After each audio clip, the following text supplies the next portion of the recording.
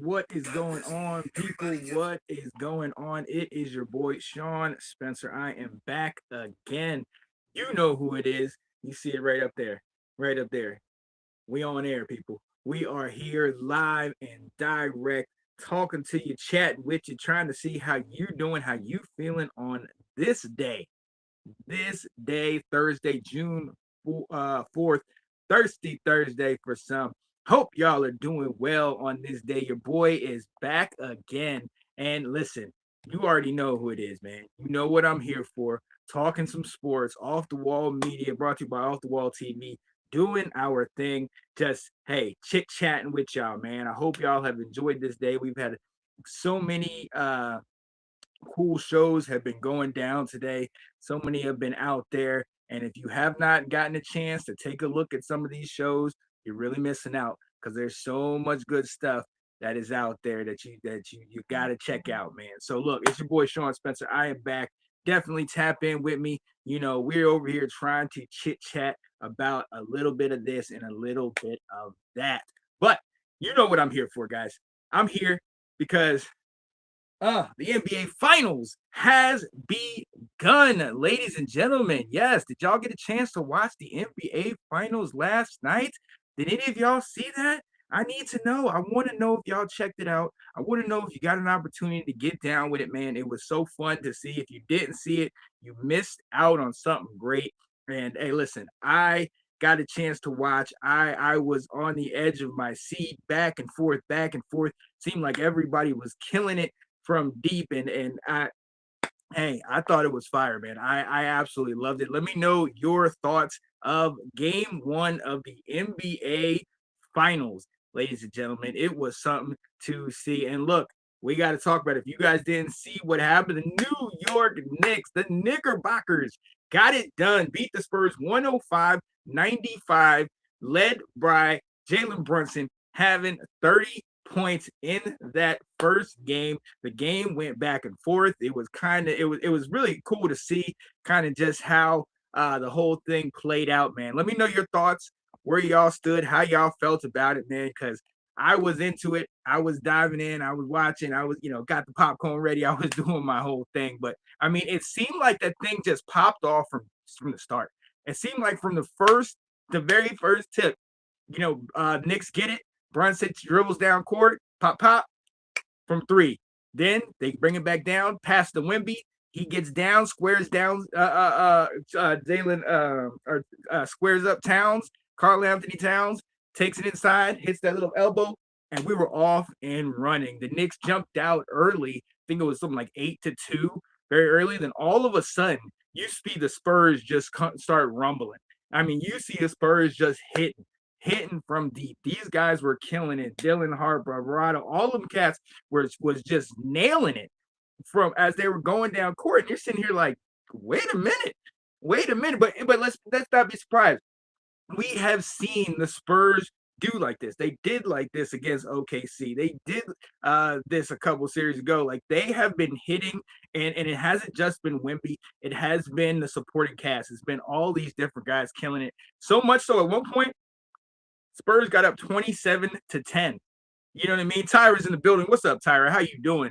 Appreciate you joining me. Yeah, Spurs get up in there 27-10 or 27-17, I mean. And it's looking big.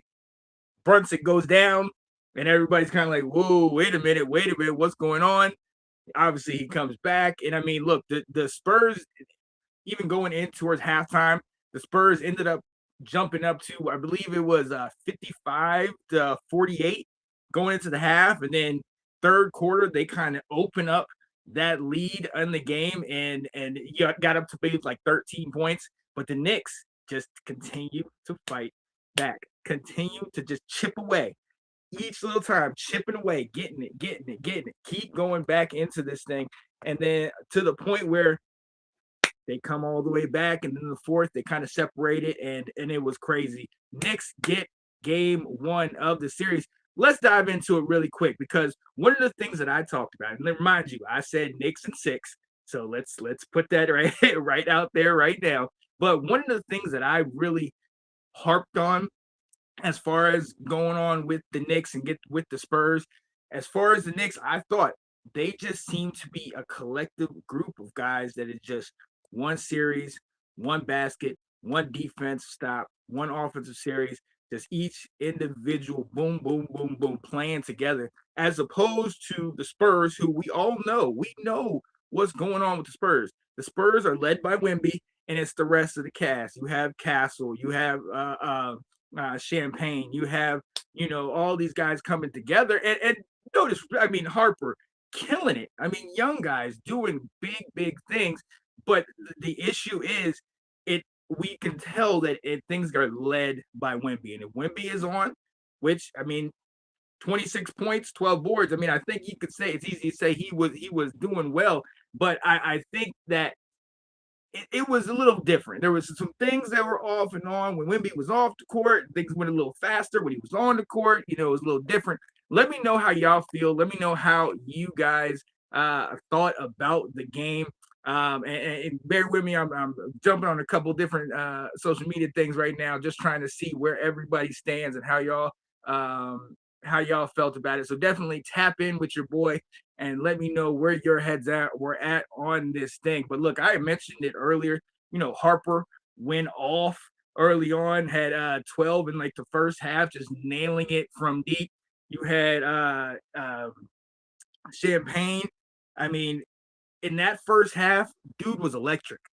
That first half, dude was absolutely killing it. I think he had what 5 of 6 from deep early on in the ball game, and that's something you saw. If you went back and I went back after to watch the highlights just to refresh my mind on what happened today, and it just seemed like every highlight was a 3, 3, sitting back out there, do 3, passing it to him in the corner, 3. And at the end of the day, they both teams only shot 11 threes, but at the same time, it was just how high paced, how fast paced it was. And one of the things that I talked about was who's going to come in and help Wemby on the Spurs side. And that supporting cast, that young supporting cast, played big.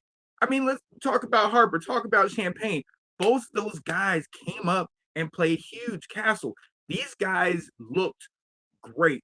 And they showed up early and often, and that helped the Spurs to get that early lead going on. And I think one of the things that we have noticed in this whole thing is the Spurs can play. They're fast paced. Yes. Can they sustain it? They can get up early. Yes. But what we've seen the Knicks be down. We've seen the Knicks get hit, with fire. What the Cavs did in game 1 of the last series. They jumped up to that 22-point lead at the end in the third quarter.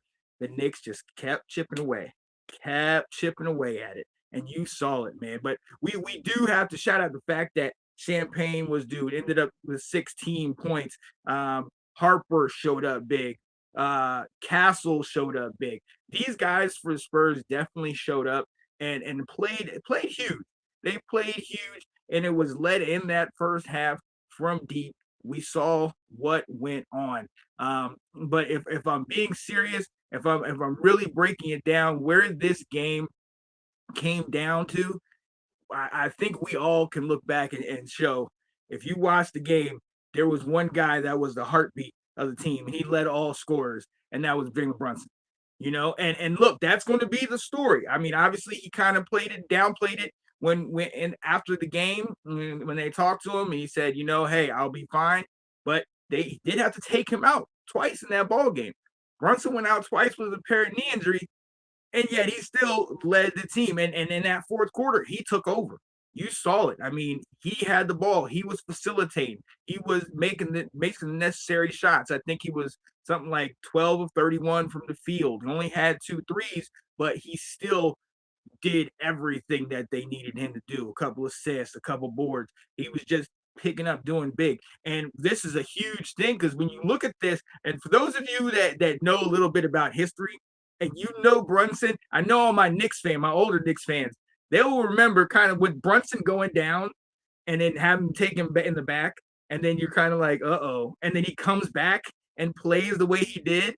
It's fitting that he is the second player in franchise history with 30 points in game 1 of the NBA Finals. And who was the first, ladies and gentlemen? All y'all people that remember from the past. The first His name was Willis Reed, and he has some injury issues as well. And I think we see Willis coming out. There he comes right now. 6 feet 10 from Grambling. The captain of the Knicks, the most valuable player of the NBA. Frazier then slows it down, is picked up by Jerry West at the top of the post. Reed. Willis Reed scores the first bucket here tonight. And Reed now is outside. There's his second shot. He is 2 for 2. Willis Reed. Yeah, buddy. Hey, listen, and we had to bring it back. I mean, listen, we know that the Knicks got there in '99, but we got to go way back to the Willis Reed days to really talk about the last time they won that thing. And it's just, you start looking at a couple things where you're starting to say, maybe this thing is kind of in the stars. Maybe there's some kind of alignment upstairs. Maybe these Knicks, who have been at the doorstep the last couple years, they haven't gotten to the finals since '99, but they've been at that doorstep. They've been progressively getting better. And then to have it like this, and your main guy Brunson goes down, and then he comes back. He goes down again. He comes back again and takes over late in the game, and then completely downplays it in the post game interviews. You really sat there and you're like, "Ooh, wait a minute. Am I seeing history repeat itself here?" Because listen, I just think that seeing him and seeing how well he did and how he controlled that team, how well he got those guys together, I thought that was huge. I thought that was definitely something that makes you want to sit back and, okay, we might be seeing something. And I know how great the Spurs have done. I know how dominant the Spurs kind of have been and everything like that. And who knows? This is only game one. This is a 7-game series if it goes that far. I said Knicks in 6, but we'll see. We'll see how it plays out. We'll definitely dive into it. But I think seeing this moment, seeing Brunson come out and then get back in and play in the way that he was able to play, man, watch out. Watch out, because the Knicks look good. But listen, like I said, if we were going into the actual game, Spurs went up early. We saw in that second half, they started to really capitalize and open up that game, and to the point where they got up to about 13 points, and they were killing it from deep. They were able. Webby had, I believe, three blocks. They're sitting here and they're playing fast paced, and it was interesting, and I'm gonna ask a question about it in a second, and I think we can get into it now. And let me know what you guys think. Daryl Motion, what's going on? I see y'all in here. Wemby, yes, led the Spurs 26 points, 12 boards, had those 3 blocks. But if you noticed in that first half, when they started separating early, Wemby was on the bench. That pace picked up when Wemby was not on the court, and we know Wemby can shoot from everywhere. He's a unicorn. He can facilitate. He does big all around. I'm not taking anything away from Wemby, but you started to notice the Knicks have that fast pace going, and Cat and Brunson, Hart, all them guys can play up and down the court. Wemby, he wasn't lumbering up and down the court, but it was definitely interesting to see the pace of the game definitely was a lot faster when Wemby was not in there. And then, they're hitting, they're rebounding, boom, boom. It was do, like on tennis court. Something that was huge. And that's when you started to see the Harpers and Alvarados and who was it? Champagne and all those guys hitting, you know what I mean? When it's kind of all those young guys in there playing. It was interesting to see. Wemby still had a great game. Like, let me not try to take anything away from him. We saw how well he played. He's definitely the unicorn. I did think, and I want to know how y'all felt about it. I definitely, Wemby, he looked good. Okay, and I'm trying to think about how I'm going to phrase this. He definitely looked good. He balled out. Obviously, he was able to get a couple blocks in there. If they are bringing Towns out to the perimeter with him, because we know how deadly he is from there, and we've seen kind of once they front him, Wemby, even in his first time he touched the ball, he was looking for that deep ball. And once they get in that pick and roll, or once they get that screen out there and give him that open spot, he's definitely going to unleash from deep. But when Towns was out there in his face and had to make him go to the basket, it was quite interesting because I saw something between him and Towns that I thought was it was a little telling. And let me know if you guys saw it. I'm gonna get into it in a second, but the pace of the game was definitely, I think, in my opinion, from what I've seen. And look, I let me know if y'all think differently, but it seemed like the Spurs were a little bit faster, you know, with Wemby off the court as opposed to when they had him on the court. And I think that that's going to go into my first kind of observation of this game. And game one, game one observations. When Wemby had to guard Towns looked like he was kind of quicker off the ball. It looked like kind of Wemby, not want to say lumbering, but he's a 6'5", 7'5" guy, so we know the height and everything. But when Towns hit that first step and went to the basket, it looked like Towns kind of had him. Now we saw in a couple of those blocks, they were coming from behind, and Wemby has that incredibly long wingspan. So we know, hey, Wemby's is definitely got those arms out there, so he can do that. But it was interesting to note kind of the speed factor in that. And it was kind of like you saw Towns step, and then go right kind of by Wemby. And then if he can come up underneath and get it in there, I mean, it was a big thing. Let me know how y'all feel. That was definitely an observation of something I kind of saw. And it was like, he's somebody that he can make up for it with the length that he has. But it was something that maybe if you have that, now all of a sudden Wemby's kind of playing from behind trying to catch up, could that rear its ugly head a little bit later? I don't know. I think that's something big. I mean, again, this is only game one, but I think what we saw in this early part of the game, in this early kind of, these little small observations are something that you definitely want to keep your eye on going forward. Now, we know that the Spurs always do good. I think they've won their last 2, if not 3 game 2s of the series, especially when they've gone down. They went down to the T-Wolves in the first game, and they ended up dominating in game 2. They went down to OKC. No, they stole one in first, and they went down 2 and 3 to OKC, and they came back in game 4. So I take that back because they did lose to OKC in game 2. But that might be something to check out. That might be something to take a look at. If maybe Towns has a step, and how big that will actually play. I don't know how if that will actually be an issue. We'll definitely dive into that again. Here's another observation I had, another game one observation.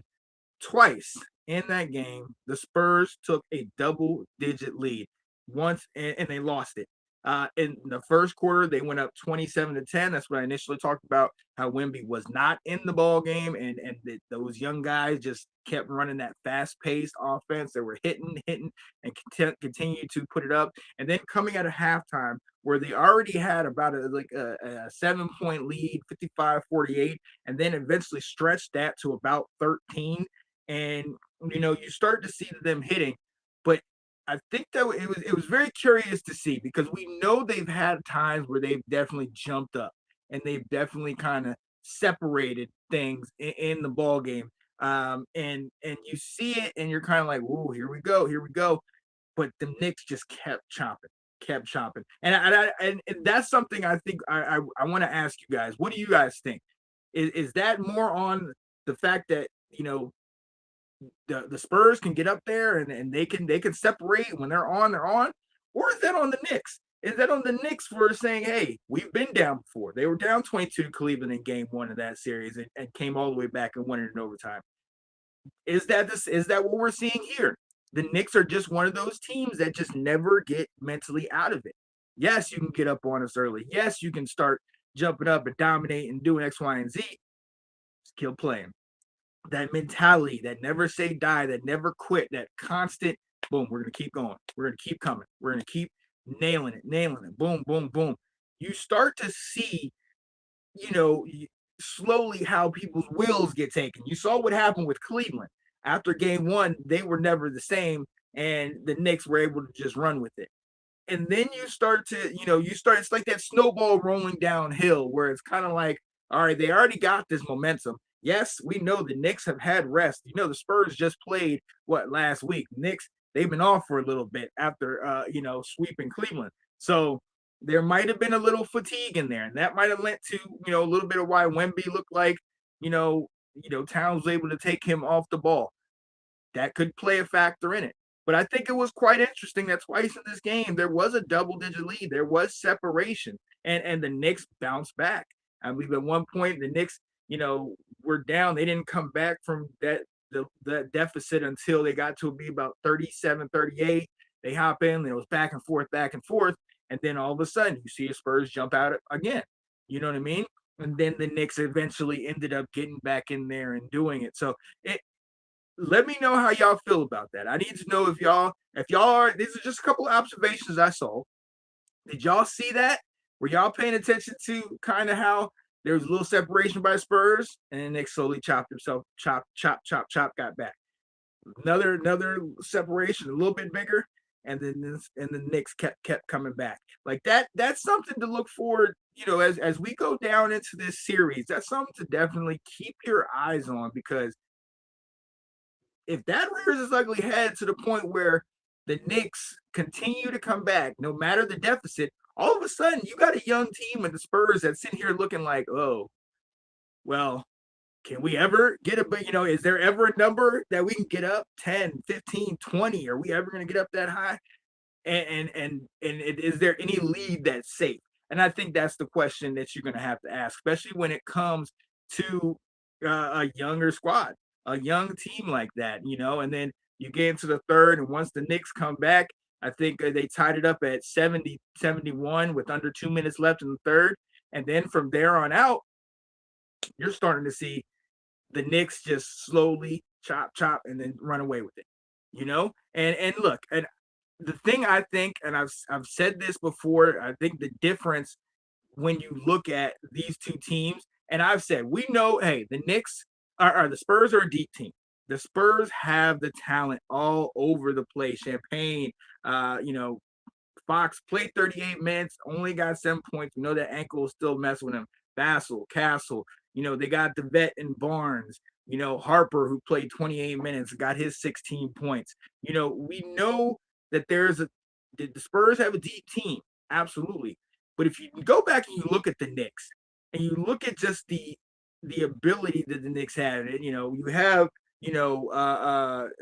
Shamet giving you 13. Brunson obviously does his thing, but Anunoby, that's somebody that I really feel like in that second half he turned it on.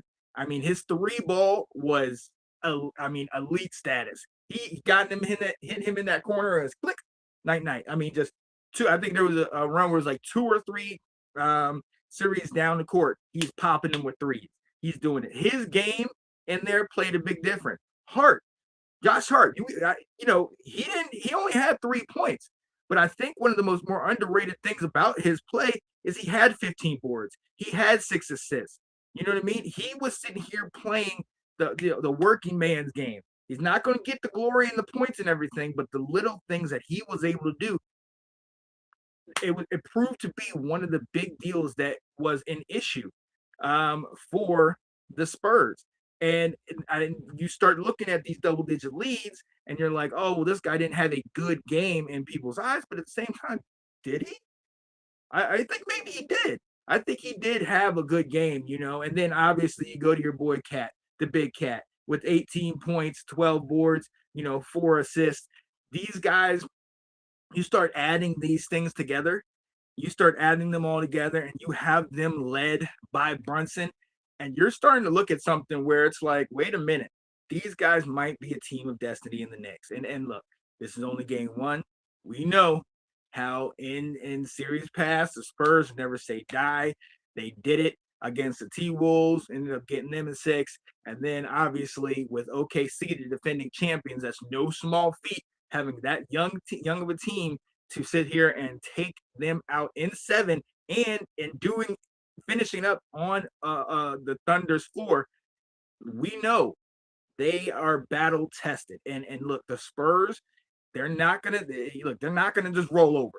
Okay, anybody that sits there and says the Knicks in 4, I got to pump your brakes on that. Okay, and I've been one to say, hey, the Spurs, the way they're looking at certain times, they might run with this. They might come and whoever's in the East. As a matter of fact, I've said that. I said whoever's in the East, I don't know if they got it. But now seeing more of the Knicks, that game 1 of the Cavs series for me turned me a little bit. And as they just rolled through a solid veteran Cavs team, that's where I was like, oh, wait a minute. And seeing game 1 of this one really starts to solidify that Knicks in 6. I really see it, and I think the Spurs are going to come back. I think the Spurs are going to keep playing, and the Spurs is going to be good. But I do have to say that there's one thing working against the Spurs, and since the Knicks were down, since they were down 2-1 to Atlanta, they have won 12 consecutive games in the playoffs. And what's even bigger, in my opinion, is the Knicks have won 7 straight road games.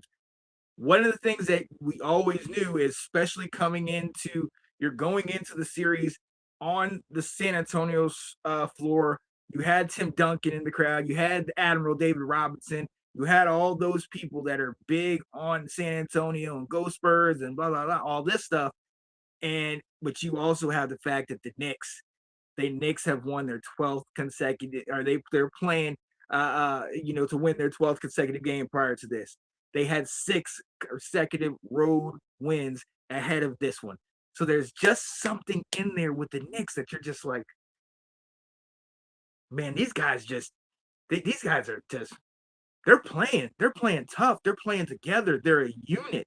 And I think once you start looking at that, once you start seeing that, okay, these guys can shoot from deep, these guys can get those rebounds, these guys are playing together, they have a leader. You know what I mean? We all know what's on with Wemby and the Spurs and everything. But I think one thing that you got to look at is that leader of the Knicks. Brunson is a never say die type guy. And we're seeing that with the injuries, how he was knocked out. He just keeps coming in there, and it's that never say die attitude. You look at some of the stats. The field goal percentage was basically the same. Knicks won at 41 to 36%. They both had 11 threes. You had from the free throw line, the Spurs had 4 more free throws. Everything is fairly the same. The Knicks had 4 more steals. They had 4 more assists. The blocks were the same. Now the Spurs had 4 more turnovers in that ball game, but everything else for the most part was the same. So you start looking at what was the separation. What was the part that really kind of pulled this thing apart? And it's that never say die attitude, in my opinion. The Knicks will never quit. That was something that was absolutely huge in this ball game. The Spurs can get up, they can ball, they can do what they needed to do, but you often wonder, can the Spurs come back if the Knicks then took it up?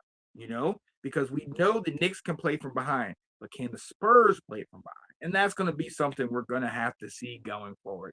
Now, just game 1.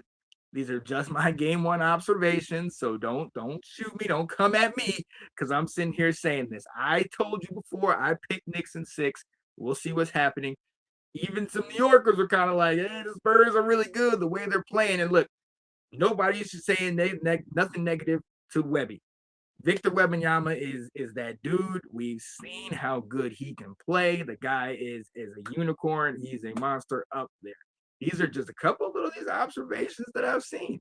I've seen some of the supporting cast as the game goes along is showing up, and they showed up at least last night with Anunoby, with Hart, with some of these guys.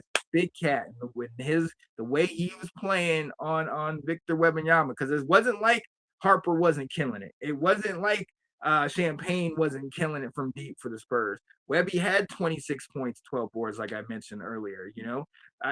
These guys were playing good, but it was like everything the Spurs did, the Knicks had an answer. And I think that's somewhere where we're going to have to take a look at as we're going down through this series. And then look, this is game one. Knicks pulled it out 105-95. Brunson led all scorers. Let's see what happens going forward. Okay.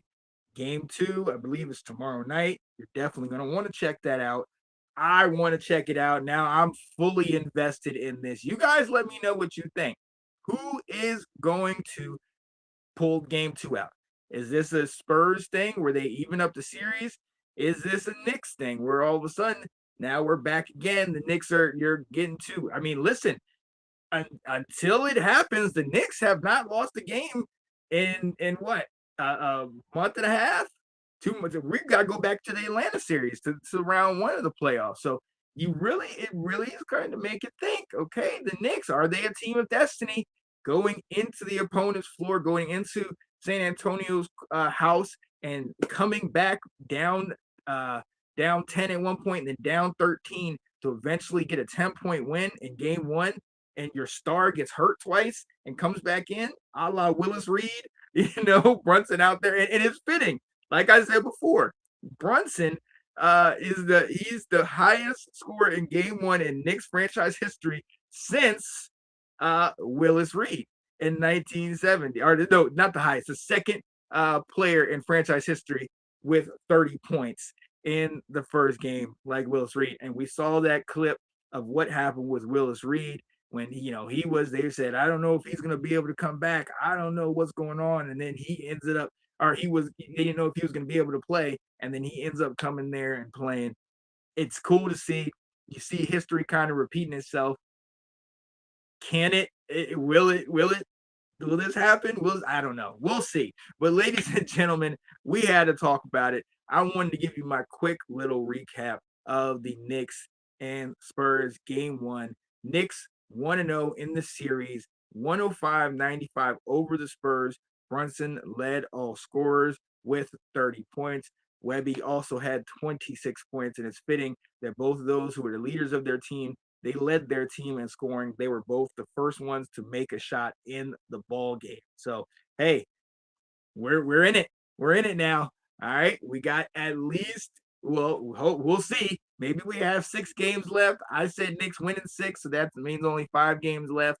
But the Knicks have yet to lose in the last 2 series. They won 12 consecutive games and have not lost since they played Atlanta in the first series of the playoffs. So this is going to be interesting. Fun fact: in NBA's finals history, the winner of game one has won 70% of the finals. They're 55-24. Brunson led all scorers with 30 points. Yeah, absolutely. Absolutely. And listen, I'm going to tell you, let me know what you guys think. I said Knicks in 6. Knicks have won 12 consecutive games. They've won their last 7 games on the road. Hey, Queen Raina, who you got? Who you got, Queen Rain? Let me know who you're thinking. I'm thinking Knicks can do this. I've seen a couple of things that I really feel like the Knicks they really showed up. They really showed up last night. They were down double digits multiple times. They came back. Brunson went out, a la Willis Reed. He ended up coming back, showing up on the floor, doing some great things. So appreciate the likes. Appreciate you definitely tapping in. I'm excited. I'm excited to see kind of what's going on. Will the what is it called? The supporting cast for the Spurs, Champagne, Harper, them guys, Castle, will they bring it up? Will they keep dominating? Or is it going to be, is it going to be the supporting cast for the Knicks? And that's the thing I think about the Knicks that's different than the Spurs. We all know about Victor Wembanyama. It's Victor Wembanyama and the guys around him. With the Knicks, yes, you have Brunson. Yes, you have Big Cat. Yes, you have Hart and Anunoby. But it's like everybody plays their part. Everybody's on the same page. And if you actually look at the post-game interview, Brunson said, there's things that we didn't do right. There was things where we struggled. There was times where there's things that we need to go back and look at the film and see where we can get better on. they won by 10. So it really makes you wonder if these guys play a complete game, what's gonna happen? What's it gonna look like for the New York Knicks? And hey, the Spurs, they are a valiant team. They're never say die. We've seen them go 7 games against the against OKC. So not for 1 minute do I think the Spurs are going to roll over. But you got kind of this avalanche, this snowball going downhill with the Knicks not having lost a game in the last 12. You know, your skin is glowing. Oh yeah, oh yeah, that's that angel status right there. You know what it is. You got Knicks. I can dig it. You look amazing. Oh, thank you. Thank you, thank you. I appreciate it. I appreciate it. I'm trying. Got that teeth whitener on here, trying to hit that. Yeah, doing what I do. Appreciate you up in here with it. But listen, this is gonna be quite interesting. I cannot wait to watch the rest of this series. Let me know where y'all will be, where you gonna be watching it, how y'all feeling.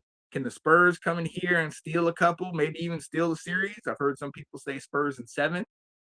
Who knows? Knicks got game 1. Knicks haven't lost in a while. Let's see if they can keep this thing going, man. I'm so excited to kind of see what's going on. Victor Wembanyama is going to be huge for some time, but is this the year of the Knicks? And if this is, what's that celebration going to look like? If the Knicks pull this thing out and the Knicks get it, is New York going to be on fire? Like, watch out. I might want to run up to New York real quick, see how they getting down, man, because they're gonna be doing some big things, man. I'm kind of excited about that. I'm kind of excited to see. So hey, tap in with your boy. I'm over here. You see it's up. You see the stuff up here, off the wall media. You see it over there. Where is it? Where is it? Point it. There it is. Off the wall TV. It's your boy Sean Spencer. I'm in here just chit chatting with you guys up about this thing. But look, I'm excited. I can't wait. I'm a. Let me see who's up in here with me. Oh man, hey, Cameron's saying, yo, this is gonna be a tough series. We're gonna see. I am one. I've heard people talk about Knicks before. That must be people from New York. That's Daryl status, right, Cameron? Like, I don't think that's gonna happen because you have seen the Knicks are good and they're great. They played well together. I love it. But twice in that game, they went down by at least double digits, 27-10 in that first quarter, and then I believe they were down at halftime by 7. Then it got as deep as 13 points in the second half. So we'll see how that is. Jalen Brunson is a god.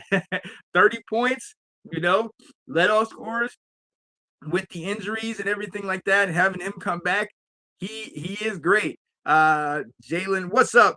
North Sports Dynasty, Andrew Faubert in the building. Jalen Brunson is this generation's Dirk. He's going to win a chip and be a stain on one of the greatest players of all time's career. Ooh, I like that. Hey, listen, I'm going to tell you, the way that he is playing and the way that he's getting the team involved, but being that quiet leader is remarkable. And I'm going to be honest, I love Webby. I'm a huge Victor Wembanyama fan. I mean, he's a unicorn. Everything he's able to do is amazing. But it's very interesting to kind of see how Brunson downplays everything. Now, listen, me being a Tar Heel fan, I have an interesting history with Brunson. He was on that Villanova team that beat my Tar Heels at the buzzer. Still hurt from that. But at the same time, you cannot deny that this guy and the way that he is able to bring these guys together, he's been a part of championship teams. He has been constantly bringing these Knicks up. And since going down 2-1 against Atlanta, they have yet to lose. 12 consecutive wins, 7 on the road.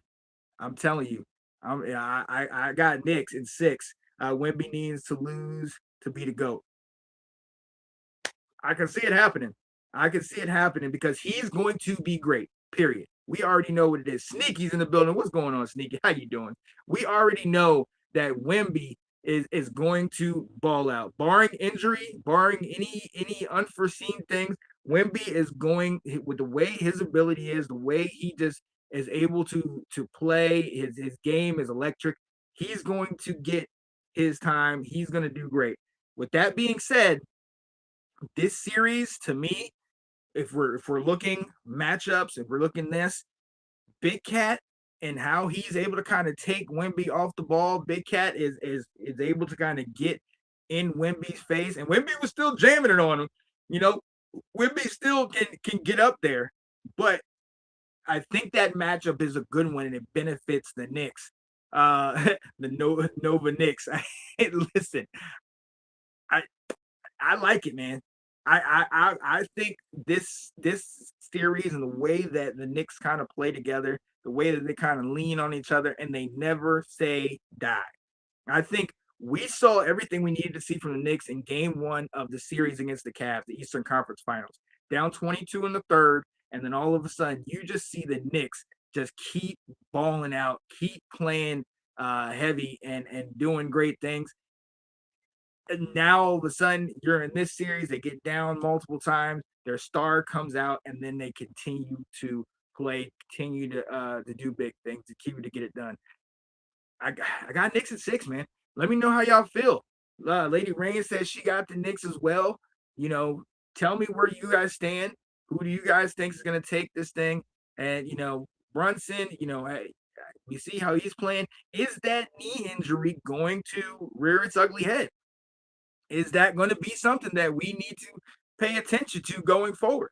Because, you know, he went out and it bothered him at least, you know, twice in the game, so much so that he had to go in the back, you know. But, you know, guys like that tend to will themselves to victory, and he's definitely willed his guys to victory. And amid, I mean, a barrage of 3 balls, the momentum was 100% on the side of the Spurs throughout that game, and yet the Knicks continued to show up, continued to ball out, man. So I'm very intrigued by this series. I'm very intrigued to see what happens going forward.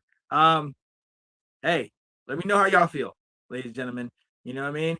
Your boy Sean Spencer is definitely on air talking to y'all a little Knicks basketball, getting down, doing my thing. Hey, while I'm here, I'm definitely going to show y'all a little bit of a clip of me doing a little acting, and I'm gonna finish up with a little pep talk at the end. So I'm gonna hit y'all with a couple commercials and then a little inspiration, and we'll be out of here soon.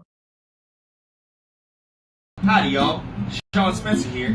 Today we're going to take a look at a little piece of Southern country right here in Midwest home, downtown Chicago. Looking for boots? They've got them. Looking for chaps? Not a problem. Looking for hats? They've got that. Find your piece of country living. Yeah, buddy. You know your boy is out here, and I know some of y'all are looking at me like this.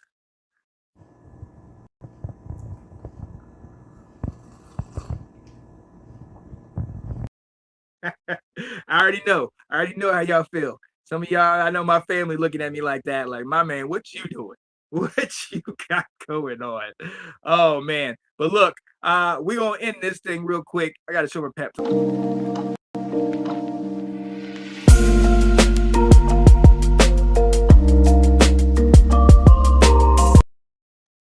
Yeah, buddy. It was sneaky. I see you with the eyes. You didn't know I was a cowboy? Oh yeah. I had to put them chaps on. Them chaps was tight though. I can't do that. Yo, my pep talk for the day, ladies and gentlemen. If those of you that don't know, when I do the pep talk, it's just a little way that I end the show. It's always something uplifting. If you see me on my morning walks, then you know I always got to give you some kind of inspiration, something that's going to help you in your day and whatever you got going on. One of the pep talks I have is I have a lot of love for coaches. Coaches were really big to me when I was younger. You know, it really kind of helped me and pushed me when I played football, whenever I did. And then I myself coached for, I want to say about 10 years. About 2 years, I coached basketball with my buddy Carlos. And then for about 8 years, I coached football. Shout out to, and rest in peace, one of my closest friends, Marcus Holmes. who I coached with him in Tilly, Virginia, 6 years. And then I coached with my guys, Tony and can't believe I'm forgetting his name. I think Marcus. It'll come to me a little bit later. I just saw a picture of him today, but it was his birthday too. So shout out to them. I coached them in Herndon for a couple years. Coached Little League. That was quite interesting. But I got great respect for all my coaches, man, and I also taught for a little bit. So I have just great respect for anybody that takes the time to coach and or counsel and or do whatever they can to come lift people up. And one of the reasons why I love being on the shows and doing some of the things that I do is because it gives me an opportunity to bring people in, lift them up, and lead by example. I'm not somebody that likes to be on here alone with the spotlight on me. As you can see, I'm glowing, so I'm already self-conscious about all that stuff. But I know that if you want others to kind of let their light shine, then you got to show them that your light can shine. So that's where I'm here. One of the guys that I definitely want to spotlight today is my guy Brandon. Man, he's a cool cat. Definitely Brandon Lenny. He was with me, but way back in the day when I was a camp counselor, and I helped him up, and he always told me he's gonna be a coach, man. And he fulfilled that goal. Now he's been at a lot of different schools, coaching running backs and things like that. And this guy would tell me back when, man, I got a schedule, I got not schedule, but a playbook, man. I got motivation, I got all these different things that I'm trying to get with people on. And I just, it's one of those things where you're like, all right, man, all right, young man, if you can do it, do it. If that's what you're gonna do, be about that life. And he 100% has. He just had posted a video or something of him at the Dabo Sweetie coaching camp. And I could not be any more excited for this guy. I actually got a chance to hit him up this morning and just say, hey, I'm proud of you, young man. You're doing big things. I'm really happy to see kind of how things progress for you in the future. And I hope he continues to have this success. And he's a good cat. So that I know he will have. But he had put this up on, I think it was Facebook or something. And I screen recorded it because I was just like, people need to see this stuff. People need to see the kind of inspiration and just kind of you lead by example and you let your people around you know. Anytime you need to talk, anytime you need to come to me, anytime you got something going on, I'm going to be real with you. You be real with me. And discipline is key. So shout out to my guy, Brandon Lenny. And here's a little something. Everybody hates discipline until they see what it breeds. And I say that all the time.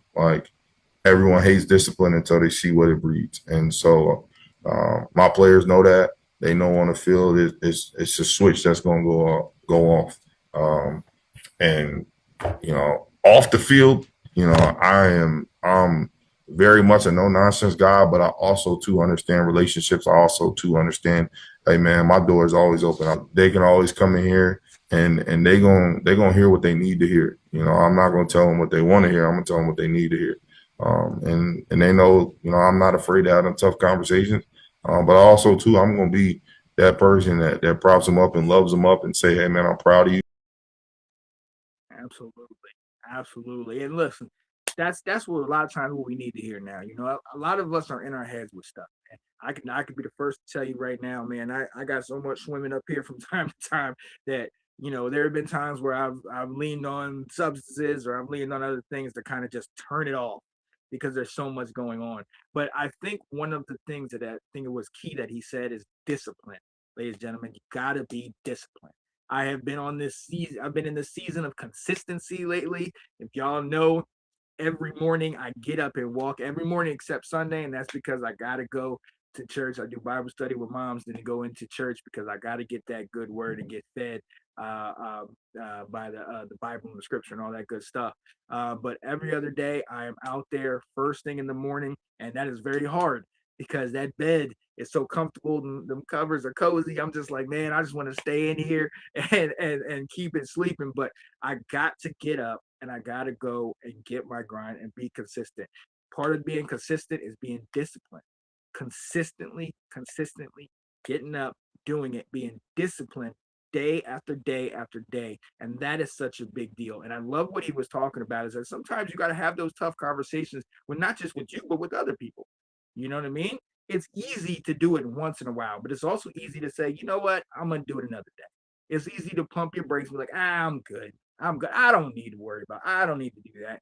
But that is not always the way to go. In fact, it never should be the way to go. Now, I'm not sitting here saying that, sometimes it's okay to just, sometimes you got to decompress because rest is good as well. Now, I'm not sitting here saying you never rest. I've been trying to tell my dad that my dad's 86 and he's out here still, he's retired twice and he's back working, back in school, doing all this stuff.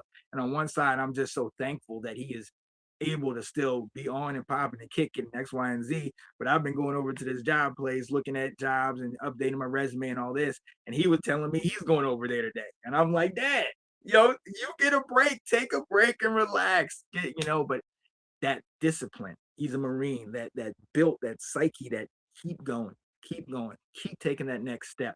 That is something that I absolutely admire. And it's something that, if you want to reach that goal, if you want to get to that next place, if you want to be whatever you're trying to be, you got to be disciplined. You got to continue with yourself. You got to keep going. And I'm loving it. Go out there, make those moves, do those things. I was talking to my homegirl just yesterday, and she was saying, for a while, I've been working, I've been doing this, doing that. And I really want to make it a point to go visit. She went to a beach trip not too long ago. She's about to set up another little beach trip. And that's something that when I was working 25 years, multiple jobs, not doing anything else but just working, I didn't make time for myself to do those things. Now I'm in this spot and I'm not one of these people YOLO. I'm not, you only live once. Yeah, you only live once, but you got to very much be able to do certain things. But you do need to be disciplined in your time, but also make sure you're very intentional about your mental health, your health inside, and going out there and doing things. Let your yes be your yes and your no be your no. Go and do the things that you need to do. Make it a point to do it. So really big with me, discipline, being intentional, consistency, and really that self-preservation, taking care of yourself and taking care of those others around you. But before you can take care of those others around you, you got to make sure you're good. So, hey, I'm here. It's your boy, Sean Spencer. That has been my pep talk for the day. Make sure you're disciplined. Make sure you are intentional about feeding yourself and making sure you're good, keeping those good people around you, lifting those people up. And hey, talking sports with your boy. That's where you really got to be consistent. Come talk sports with your boy, man. Because when I'm up here talking sports, I've said, people say I look good. I got the glow going on. Your teeth going. Hey, we're doing big things, man. We're trying to help it out. And as always, I'm on air. So if you get a chance to hang out with your boy, consider yourself blessed, because I consider myself blessed being able to hang out with you. So look, this is Off the Wall Sports. You see it. Off the Wall Sports, brought to you by Off the Wall Media. And we are Off the Wall TV. We off the wall. Just like that Michael Jackson song. I hope y'all like it. But look, I got to get out of here. I got to go handle some things, do what I do. I got to eat. Be disciplined about eating. I need to eat. How y'all feel? Y'all need to eat? Because I need to go eat. I didn't even eat breakfast. So actually, did I? I think I had some marshmallows or something. I don't know. But I gotta get out of here. Yo. Oh, yes. Yeah. Hey. Yes, Jessica. Yes, I did. Bring you up as an example. But listen, I gotta get out. I'm gonna let y'all out on the Let's Talk Football clip, because some people were talking to me about some football, man, and I'm excited about that. So we're going to hit you with them Let's Talk Football to end this thing. It's your boy, Sean Spencer, Off the Wall Media, Off the Wall TV. Talk a little basketball, talk a little inspiration. Now, we're out. Peace, my people. LTF. One more time. Episode of Let's Talk Football. Yep. I am Janae Struther. I am Sean Spencer. I am Janae Struther. I'm Sean Spencer. And this is Let's Talk Football. Season 3, we are back. We are back. That's right. What's up, Here we go. Mr. Nick, I want the Rosario. Hey, what's happening, kids? How we doing?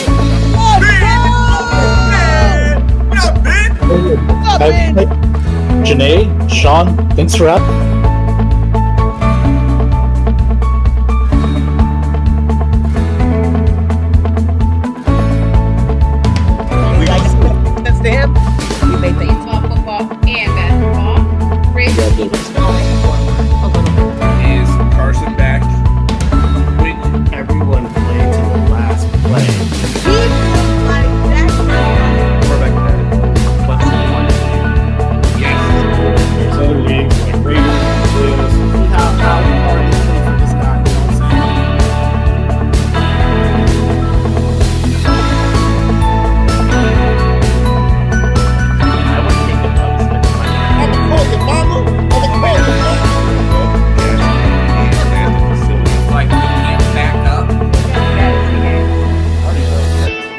Y'all know it.